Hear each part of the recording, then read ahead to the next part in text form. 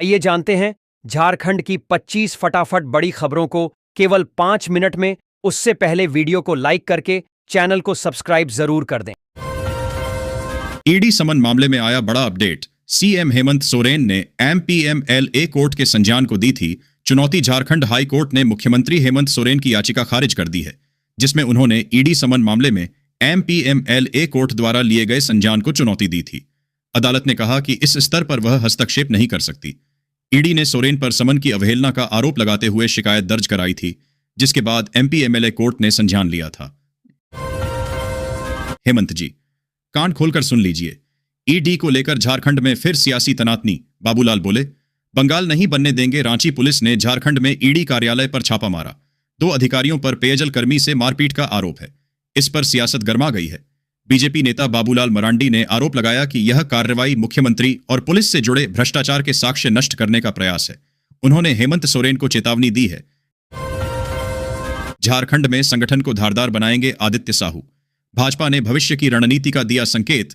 आदित्य साहू को झारखंड भाजपा का प्रदेश अध्यक्ष नियुक्त किया गया है, जो पार्टी की युवा और ऊर्जावान नेतृत्व पर केंद्रित नई रणनीति का संकेत है। उनका लक्ष्य जमीनी स्तर के कार्यकर्ताओं को मजबूत करना और युवा नेताओं को आगे लाना है। साहू अन्य राज्यों के सफल संगठनात्मक मॉडल से सीखकर झारखंड में पार्टी का विस्तार करना चाहते हैं, ताकि भाजपा एक मजबूत राजनीतिक विकल्प के रूप में उभरे। ईडी कार्यालय पर झारखंड पुलिस की कार्रवाई। निशिकांत दुबे ने हेमंत सोरेन पर लगाए गंभीर आरोप। रांची में ईडी कार्यालय पर झारखंड पुलिस की कार्रवाई से राजनीतिक बयानबाजी तेज हो गई है। भाजपा सांसद निशिकांत दुबे ने मुख्यमंत्री हेमंत सोरेन पर निशाना साधते हुए आरोप लगाया कि यह केंद्रीय एजेंसी के काम में बाधा डालने का प्रयास है। उन्होंने महत्वपूर्ण साक्ष्यों से छेड़छाड़ की आशंका जताई और ईडी कार्यालय की सुरक्षा के लिए केंद्रीय बल तैनात करने की मांग की। जेपीएससी मेधा घोटाला में आया बड़ा अपडेट। अभ्यर्थियों की कॉपियों में नंबर बढ़ाने और भ्रष्टाचार की अब ईडी करेगी जांच। ईडी ने जेपीएससी द्वितीय सिविल सेवा परीक्षा मेधा घोटाला मामले में 60 आरोपितों के खिलाफ ईसीआईआर दर्ज की है। सीबीआई की चार्जशीट के आधार पर ईडी अब मनी लॉन्ड्रिंग के तहत मामले की जांच करेगी। इसमें अधिकारियों, अभ्यर्थियों, परीक्षकों और साक्षात्कार बोर्ड के सदस्यों की वित्तीय लेन देन और संपत्तियों का आकलन किया जाएगा। यह जांच झारखंड हाई कोर्ट के आदेश पर सीबीआई द्वारा की गई पिछली जांच के बाद हो रही है। झारखंड नगर निकाय चुनाव में महागठबंधन में पड़ी फूट। झामुमो ने धनबाद में प्रत्याशी घोषित किया। झारखंड में मुख्यमंत्री हेमंत सोरेन के नेतृत्व वाले महागठबंधन में नगर निकाय चुनाव को लेकर फूट पड़ गई है। झामुमो ने धनबाद नगर निगम के महापौर पद के लिए डॉक्टर नीलम मिश्रा को अपना समर्थित प्रत्याशी घोषित किया है, जिससे कांग्रेस समेत अन्य सहयोगी दल हैरान हैं। हालांकि चुनाव दलीय आधार पर नहीं होते, झामुमो का यह कदम गठबंधन की एकता पर सवाल खड़े करता है। कांग्रेस भी धनबाद से प्रत्याशी उतारने की तैयारी में है। परीक्षा के दिन 2 केंद्रों पर पहली पाली की परीक्षा स्थगित। झारखंड कर्मचारी चयन आयोग का निर्णय। झारखंड कर्मचारी चयन आयोग जेएसएससी ने गुरुवार को आयोजित होने वाली झारखंड प्रशिक्षित माध्यमिक आचार्य संयुक्त प्रतियोगिता परीक्षा 2025 की पहली पाली को 2 केंद्रों पर तकनीकी कारणों से स्थगित कर दिया। आईक्यूब डिजिटल और उषा मार्टिन विश्वविद्यालय के केंद्रों पर यह परीक्षा नहीं हो सकी। परीक्षा के दिन मिली सूचना से अभ्यर्थियों को परेशानी हुई। आयोग ने नई तिथि जल्द घोषित करने का आश्वासन दिया है और धैर्य बनाए रखने की अपील की है। आईएएस विनय चौबे की सरहज को फ्लैट रजिस्ट्री करने वाला सरदार सुरेंद्र सिंह गिरफ्तार। एसीबी ने की कार्रवाई। एसीबी ने निलंबित आईएएस विनय चौबे के आय से अधिक संपत्ति मामले में दिल्ली के रियल एस्टेट कारोबारी सरदार सुरेंद्र सिंह को गिरफ्तार किया है। सुरेंद्र सिंह पर चौबे की सरहज प्रियंका त्रिवेदी के नाम लालपुर स्थित एक फ्लैट की रजिस्ट्री करने का आरोप है। एसीबी को संदेह है कि इस खरीद में चौबे के काले धन का इस्तेमाल हुआ है। सुरेंद्र सिंह ने पूछताछ में सहयोग नहीं किया, जिसके बाद यह कार्रवाई हुई। हेमंत सोरेन को झारखंड एचसी से बड़ा झटका। ईडी केस में राहत देने से किया इनकार। झारखंड हाई कोर्ट ने हेमंत सोरेन की उस याचिका को खारिज कर दिया है, जिसमें उन्होंने ईडी द्वारा दर्ज समन अवहेलना मामले में एमपीएमएलए कोर्ट के संज्ञान को चुनौती दी थी।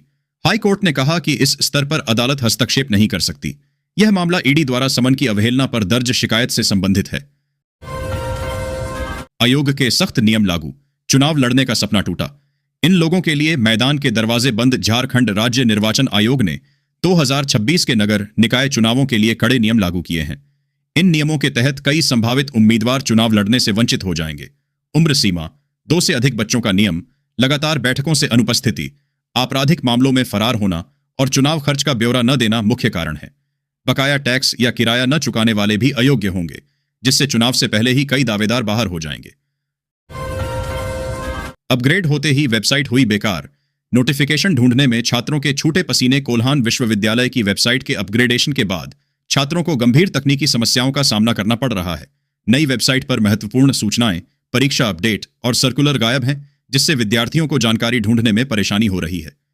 छात्र नेता अमर तिवारी ने राज्यपाल और उच्च शिक्षा सचिव से शिकायत की है, क्योंकि एडमिशन कॉलम भी सही जानकारी नहीं दे रहा है। पीएम करेंगे 2 नई अमृत भारत एक्सप्रेस का शुभारंभ। हावड़ा आनंद विहार और सियालदह बनारस रूट पर चलेंगी प्रधानमंत्री नरेंद्र मोदी। 18 जनवरी को हावड़ा आनंद विहार और सियालदह बनारस अमृत भारत एक्सप्रेस ट्रेनों का शुभारंभ करेंगे। ये नई ट्रेनें अंतर्राज्यीय लंबी दूरी की यात्रा को सुदृढ़ करेंगी, यात्रियों को आरामदायक और किफायती विकल्प प्रदान करेंगी। इनमें आधुनिक सुविधाएं होंगी और बुकिंग शुरू हो चुकी है। ये सेवाएं झारखंड के देवघर सहित विभिन्न स्टेशनों को जोड़ेंगी। किसानों भाइयों खुशखबरी, 22वीं किस्त 4,000 की राशि फटाफट यहां से जल्दी चेक करें। देश के किसानों के लिए एक बड़ी राहत की खबर आई है। प्रधानमंत्री किसान सम्मान निधि योजना पीएम किसान योजना के अंतर्गत अब 22वीं किस्त जारी होने जा रही है। इस बार किसानों के खाते में 4,000 रुपए की राशि आने की संभावना जताई जा रही है। केंद्र सरकार ने सभी राज्यों से लाभार्थी सूची अपडेट करने के निर्देश दे दिए हैं। जिन किसानों ने EKYC पूरी कर ली है और दस्तावेजों की पुष्टि करवाई है, उनके खाते में जल्द ही पैसा ट्रांसफर किया जाएगा। मनिया सम्मान योजना 17वीं 18वीं किस्त के 5,000 रुपए महिलाओं को इस दिन मिलेंगे। फाइनल तिथि जारी। झारखंड की महिलाओं के लिए मनिया सम्मान योजना एक बड़ा सहारा बन चुकी है। हाल ही में सरकार ने इस योजना की 16वीं किस्त सफलतापूर्वक जारी कर दी है, जिसके बाद अब महिलाओं को अगली किस्तों का इंतजार था। अच्छी खबर यह है कि दिसंबर और जनवरी महीने की 17वीं और 18वीं किस्त को लेकर अब स्थिति पूरी तरह साफ हो चुकी है। सरकार की तैयारियां लगभग पूरी हो चुकी हैं और लाभार्थी महिलाओं को जल्द ही अगली राशि मिलने वाली है। सहारा इंडिया ने सभी निवेशकों को 50,000 के दूसरे लिस्ट को जारी कर दिया है। लिस्ट में नाम चेक करें को लेकर एक बार फिर बड़ी अपडेट सामने आई है। सहारा इंडिया में जिन निवेशकों ने अपना पैसा लगाया था और पिछले लंबे समय से अपनी राशि की वापसी का इंतजार कर रहे थे, उनके लिए यह एक राहत की खबर है। पहले चरण में कुछ लाभार्थियों को राशि प्राप्त हो चुकी है और अब सरकार ने दूसरे चरण के लिए सूची जारी कर दी है। जिन निवेशकों ने सहारा इंडिया में निवेश किया था और अब तक उनका पैसा नहीं आया है, उनके लिए अब सहारा इंडिया रिफंड न्यूज के अनुसार 50,000 रुपए की दूसरी किस्त जल्द ही उनके बैंक खातों में ट्रांसफर की जाएगी। इसके लिए कुछ जरूरी शर्तों और प्रक्रिया का पालन करना जरूरी है। सूची में नाम शामिल होने पर ही राशि का लाभ प्राप्त होगा। 200 यूनिट फ्री मिलेंगे। बिजली अब सबका पुराना बिल माफ जल्दी करें। यह काम अगर आप भी बिजली बिल से परेशान रहते हैं, उन सभी के लिए बड़ी राहत री-लाइफ मिलने वाली है। सरकार द्वारा योजना चलाई गई है। जितने भी लोग इस योजना के अधिक जानकारी आपके लिए है। आज हम भारत सरकार में विभिन्न राज्यों द्वारा संचालित बिजली बिल राहत योजना के बारे में विस्तार से चर्चा करेंगे। विशेष रूप से हम 2026 में इस योजना से लाभ लेने के लिए कई ऐसे छात्र और आम लोगों के लिए फायदेमंद हो सकते हैं। दुमका नगर परिषद का अध्यक्ष पद अनारक्षित, नए समीकरणों की तैयारी। हर कोई ताल ठोकने को तैयार। दुमका नगर निकाय चुनाव की हलचल तेज हो गई है। अध्यक्ष पद पहली बार अनारक्षित घोषित हुआ है। जनवरी के अंत तक अधिसूचना जारी होने की उम्मीद है। पहले यह सीट महिलाओं के लिए आरक्षित थी। इस बदलाव से चुनावी समीकरण नए सिरे से बनेंगे और प्रत्याशी सक्रिय हो गए हैं। शहर के विकास, जल निकासी और स्वच्छता जैसे मुद्दे चर्चा में हैं, जिस पर जनता प्रत्याशियों से सवाल करने को तैयार है। झारखंड में बदलेगा मौसम। 2 दिन बाद मिलेगी ठंड से राहत। शीतलहर का येलो अलर्ट जारी। मौसम विज्ञान केंद्र रांची के अनुसार 15 से 17 जनवरी तक न्यूनतम तापमान में कोई बड़ा बदलाव नहीं होगा। 18 और 19 जनवरी को तापमान में 2 से 3 डिग्री सेल्सियस की वृद्धि से ठंड से कुछ राहत मिलने की संभावना है। राज्य के कई जिलों में शीतलहर का येलो अलर्ट जारी है। जिला प्रशासन ने ठंड से बचाव के लिए आवश्यक सावधानियां बरतने की अपील की है। सीबीएसई ने छात्रों और अभिभावकों को किया आगाह। यूजीसी की वेबसाइट की जांच कर ही लें दाखिला। सीबीएसई ने अभिभावकों और छात्रों को फर्जी विश्वविद्यालयों से बचने की सलाह दी है। बोर्ड ने 10वीं और 12वीं पास करने के बाद केवल यूजीसी से मान्यता प्राप्त संस्थानों में ही दाखिला लेने को कहा है। यूजीसी हर साल अपनी वेबसाइट पर फर्जी विश्वविद्यालयों की सूची जारी करता है। छात्रों का भविष्य सुरक्षित रखने के लिए प्रवेश से पहले मान्यता की जांच आवश्यक है।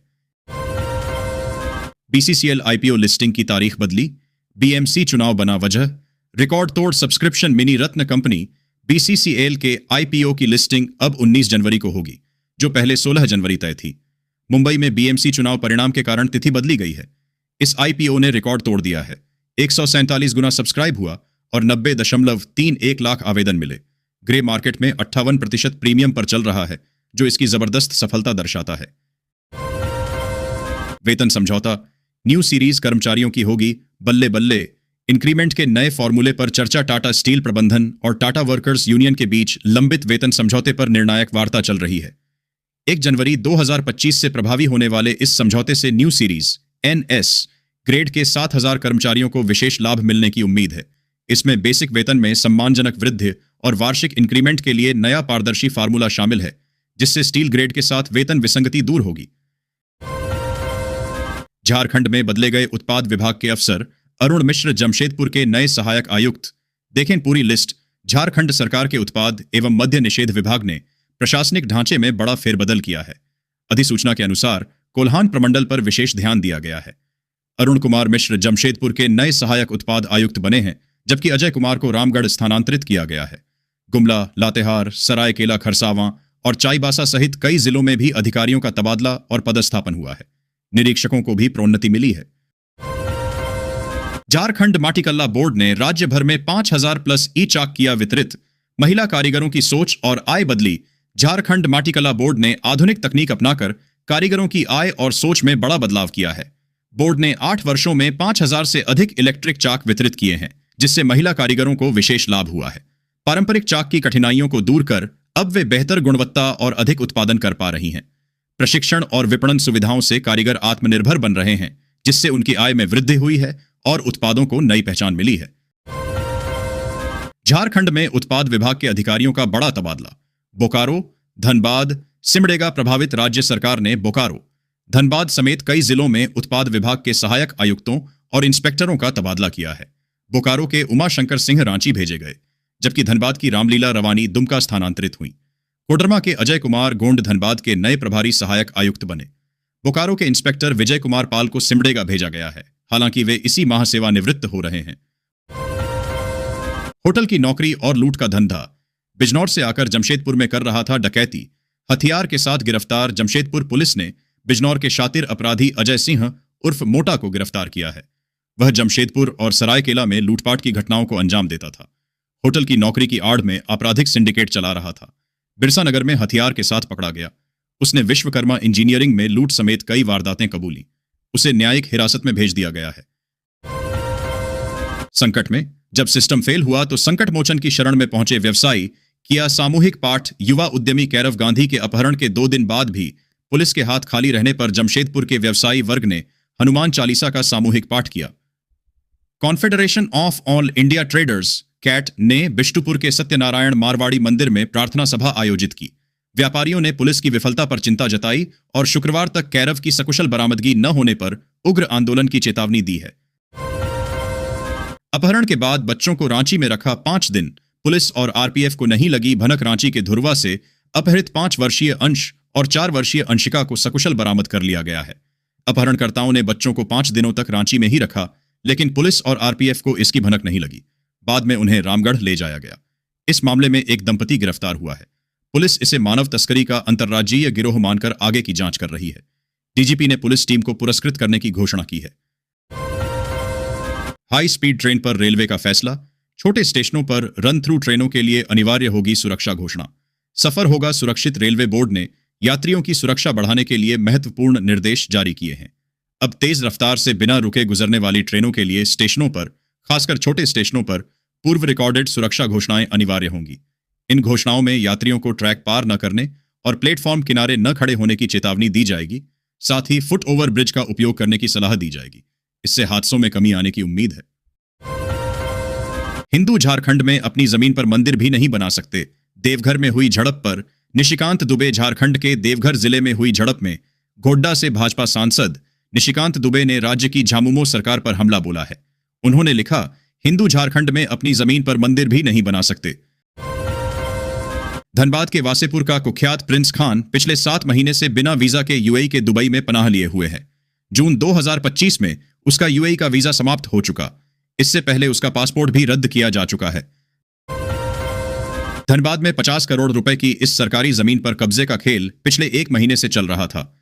डीसी को सूचना मिलने पर धनबाद अंचल कार्यालय की टीम ने धनबाद थाने की टीम के साथ मिलकर सभी 10 अवैध दुकानों को तोड़ दिया।